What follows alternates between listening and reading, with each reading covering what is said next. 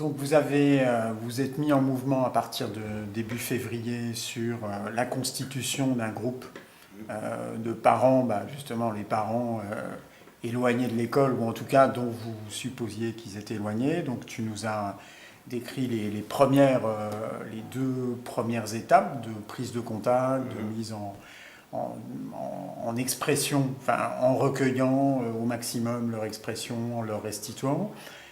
Et donc la troisième étape de cette démarche-là avec ce groupe-là, ça a pris quelle forme?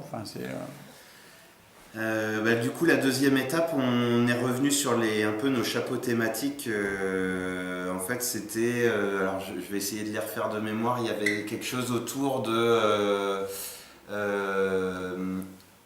on demande tous, parents, maisons de quartier, institutions scolaires, la vie en général.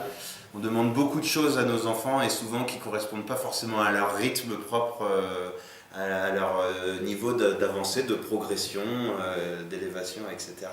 Ça, c'était quelque chose d'assez fort, donc en fait une sorte de pression sur l'enfant. Il y avait aussi beaucoup de parents qui disaient, qui exprimaient de la pression sur eux-mêmes au travers de la scolarité, les devoirs, l'aide aux devoirs, l'accompagnement scolaire, les différents dispositifs, etc. Ça fait beaucoup dans nos vies déjà bien chargées de parents.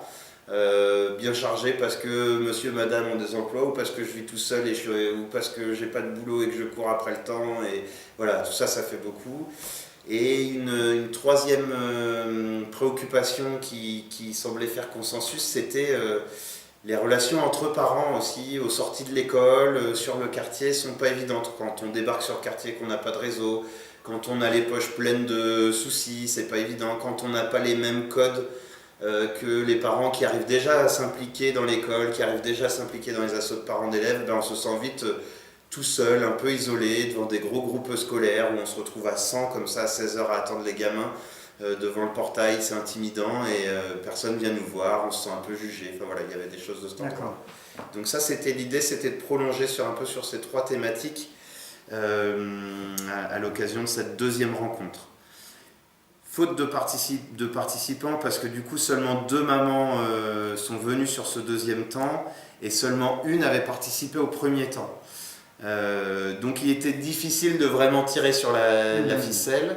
On a quand même souhaité valider avec ces 2 mamans ces 3 thématiques, ces 3 préoccupations qu'on avait recueillies, qui faisaient en tout cas consensus pour 2 mamans, c'est déjà pas mal, mais du coup elles le validaient complètement, et surtout elles ont souhaité s'exprimer beaucoup sur la question des devoirs, de la scolarité, avec des difficultés exprimées, avec du ressenti, avec des fois des contradictions sur leurs propres attentes vis-à-vis des enseignants, vis-à-vis de l'école, en disant les devoirs il y en a trop, et dans le même temps la même maman disait mais les devoirs c'est la roue de secours de mon enfant, c'est ce qui me permet de le suivre, de l'accompagner, voilà, donc c'était très ambivalent, mais du coup on s'est dit que là il y avait un sujet un peu concret et pragmatique qui méritait d'être travaillé, qui était une préoccupation finalement peut-être suffisamment concrète pour que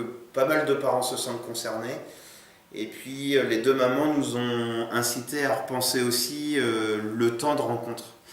C'est vrai que les 2 premières, on les avait pensées en parallèle du temps d'accompagnement scolaire, en se disant qu'on pouvait garder les enfants sur le temps d'aide aux devoirs, etc., en même temps qu'on accueillait les parents pour discuter. Et en fait, les mamans nous disaient mais en semaine c'est trop compliqué parce qu'on a aussi le petit, il y a la douche, il y a à manger à faire, il y a les devoirs à faire à la maison si c'est pas fini en accompagnement scolaire.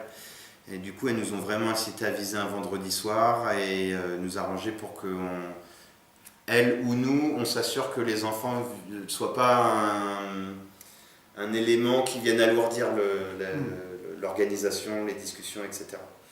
Et donc du coup, le 20 mai, on a eu une 3e rencontre. Alors, voilà.